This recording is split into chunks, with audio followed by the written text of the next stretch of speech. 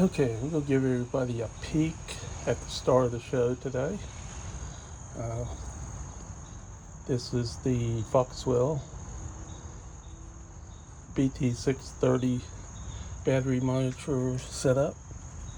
As you can see right here, we have the shunt, which is installed in line with the negative side of the battery. And then this goes over. I made a short adapter cable so I could hook up the battery terminal of the Ariya on it. So that's a temporary thing. At some point I will mount this permanently, and I'll probably put it on this ground stud on this side and make for a nicer install. But for now I wanted the adapter cable so I could easily move this system over to my Ioniq 5, because I want to do the same testing on the Ioniq 5. Right now we're looking at the Nissan Ariya. Okay, so the actual computer is right here. Hopefully you can see that. The connections are fairly simple. There we go. And stop shaking. There's really only a few connections you need. Like right now I'm powering off the battery. You can set it up to power on an external source, but I'm not doing that. Then we just have the one wire here that runs into this guy that provides the battery sampling and also the power for the system. And then the ground side is actually being captured right here on the shunt, since there's already a ground there. So you don't need another ground running from here to there. Okay, now that I've shown you how it hooks up, let's see what this bad boy can do. I'll actually look at the app now. We'll take this car for a spin. I'm actually at work, and I'm going to be on my commute going home. So let's see what happens. Right now the Ariya is in standby mode. You can see it's not drawing any current, but I'm getting ready to walk up to it. As soon as it detects the key fob, it will unlock. And there it goes.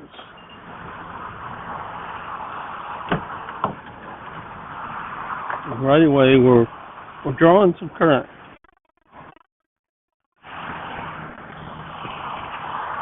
Okay, getting in the car.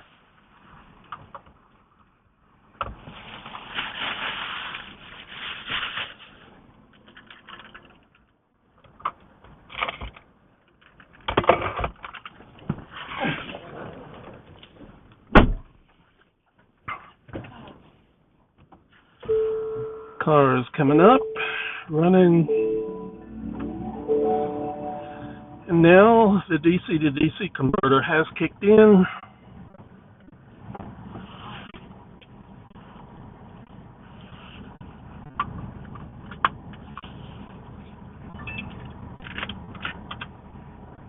Recording channel started.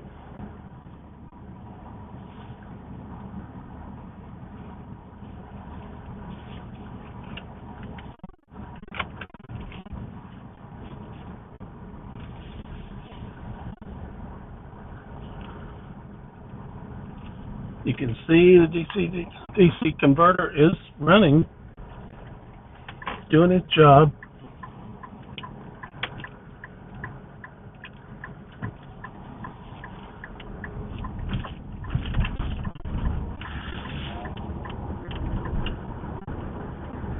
Gotta love that power these dual motors make.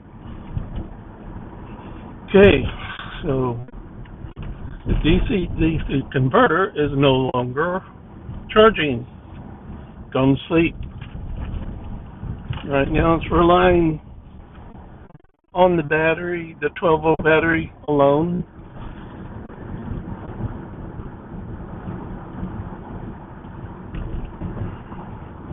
Now that comes as a shock to some people, including myself. I mean, I thought that it would run as soon as you turn the car on, like it happened to do just now, but stay on. That's not the case.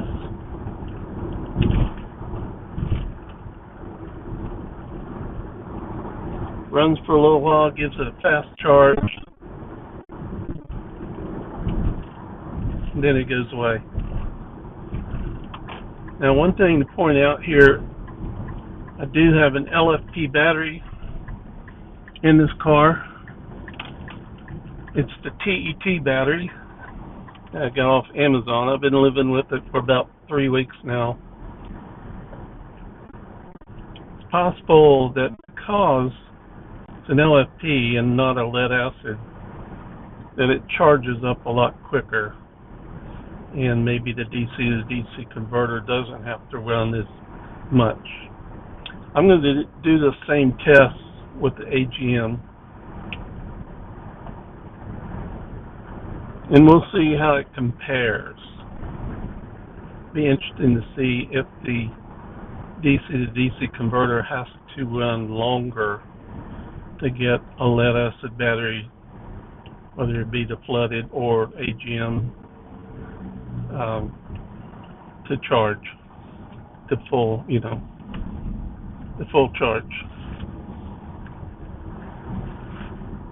One of the nice things about lithium ion and LFP and even sodium, they charge up really fast.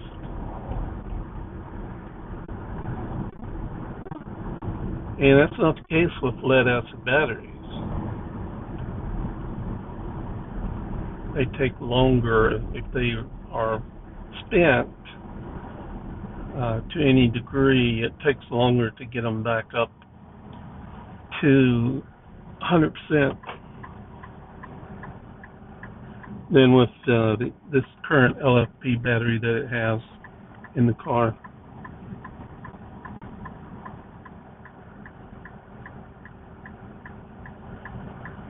My commute is all inner city.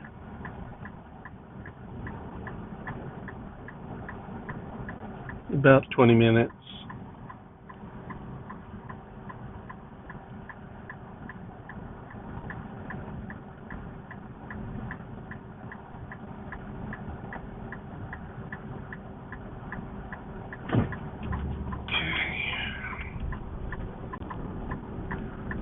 It looks like the DC to DC converter has returned.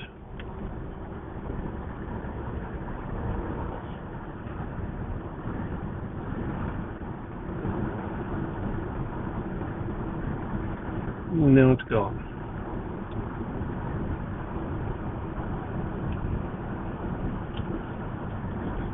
The Ariya has its own shunt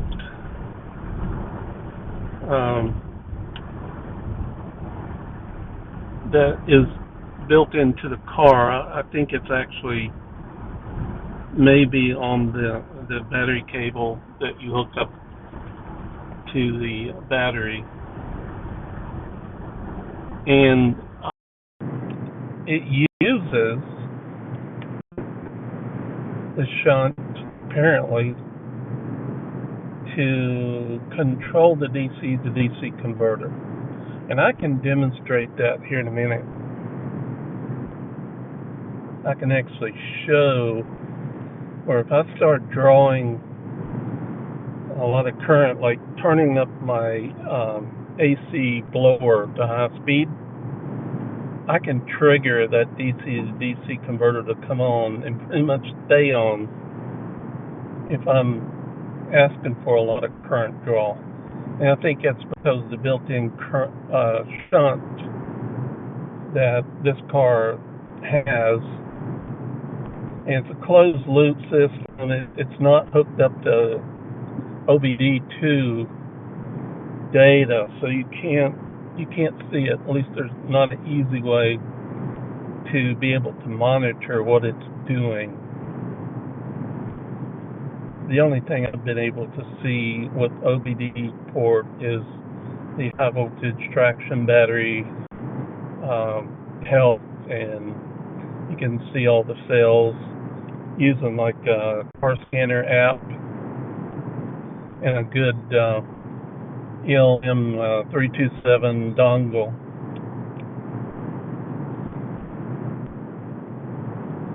For the OBD port.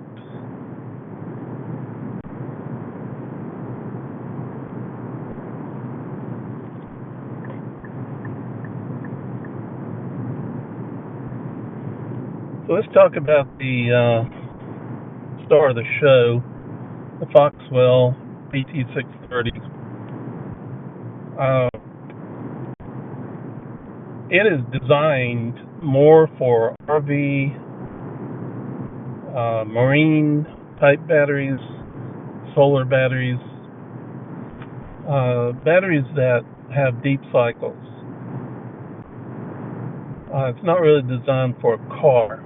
However, the EV has more in common with RV and marine type batteries than it does with an ICE battery, because there's no starter motor. We don't care about a huge amount of CCA, cold cranking amps.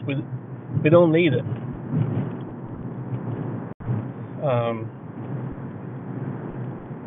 So that's why I think it's ideal for this car. Using that particular battery monitor, it gives you a lot of good information, and you can actually see what's going on here.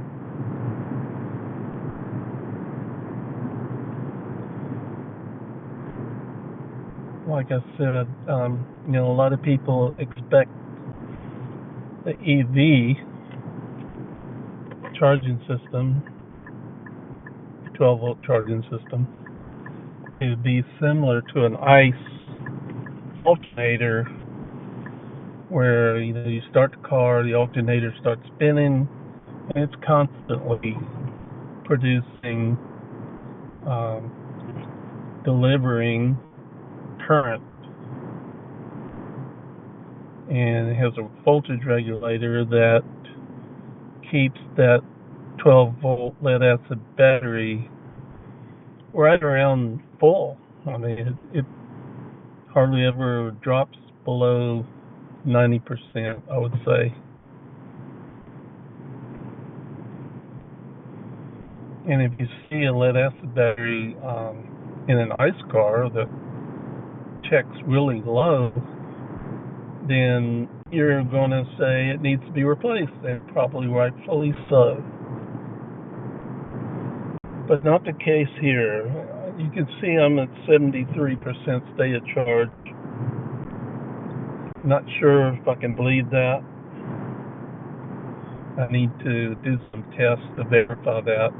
On the T.E.T battery, the LFP battery that's in this car now, it has a built-in battery monitor. And what I discovered is the state of charge that they're advertising is incorrect. There's some kind of bug in their app or battery monitor that incorrectly displays the state of charge to be almost half of what it really is. I verified that, and it kind of drove me crazy for a while. I lived with this battery in the monitor that came with the battery for about 3 weeks,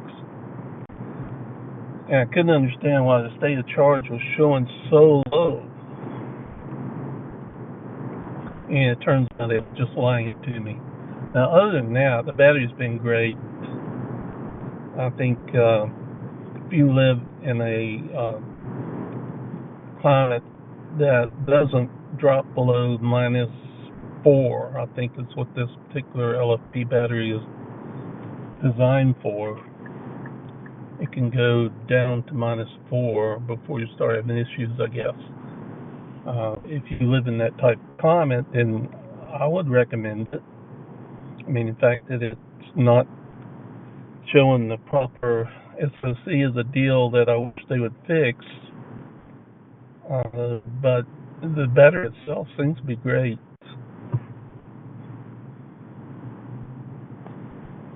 These have the 4 LFP cells. They're 3.2 volts apiece.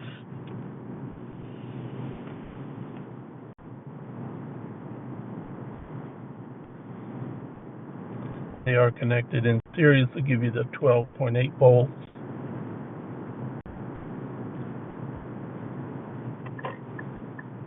And so far I've been pretty happy with it. I'll leave a link in the description of this video for not only the LFP battery that I'm using, but also the Bluetooth monitor, the Foxwell. Battery is at 85%.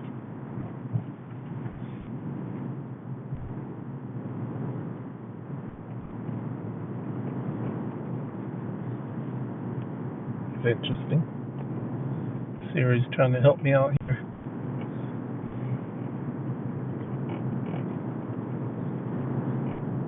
So if you like the video, give me a thumbs up. If you don't like it, then feel free to leave comments either way, whether you like it or not. And I definitely read all your constructive criticism and your comments. And if you have suggestions, please let me know. If you want to see more videos like this, or if you have other ideas,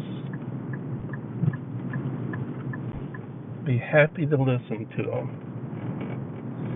I'm almost home.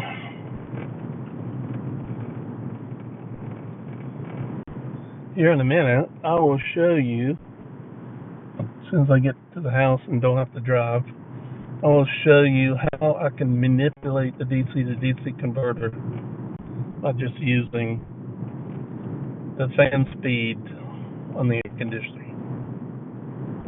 Of course, the AC heat pump, that's high voltage powered by the high voltage battery, but the blower motor is 12 volts. There's a lot in this car that runs off 12 volts. So the battery does have to work pretty hard. It's not like some people thought, and even myself when I first got an EV, that 12 volt battery only needed to get a few contact closures going and then the high voltage battery takes over. Not the case.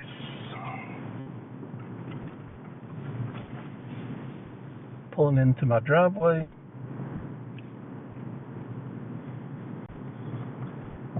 Getting ready to have a little fun with the DC to DC converter. As you can see right now, it's not charging. It's draining the battery.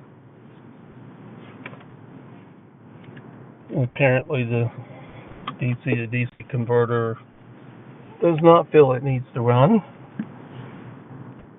But I'm about to change that.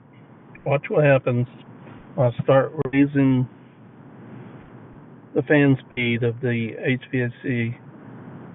It's up 1, actually that's 3 speed there, 4 speed,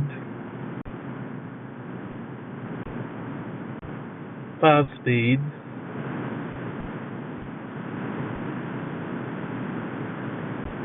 6 speed,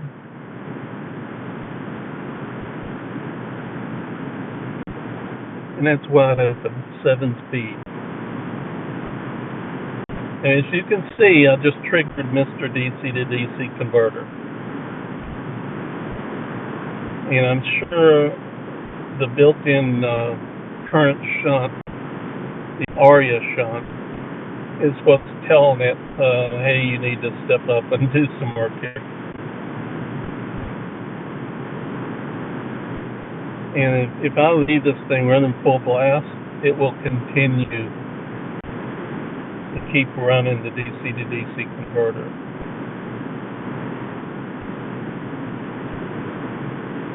So it's pretty interesting. It works this way. Now I'm going to take it back down to about 2 speed, maybe 3 speed.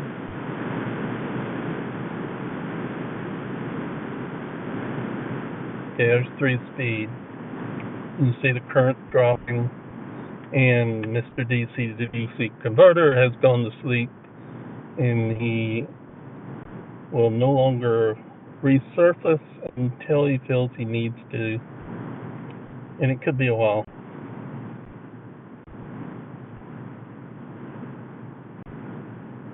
If I turn off the HVAC altogether, you see the current drops quite a bit.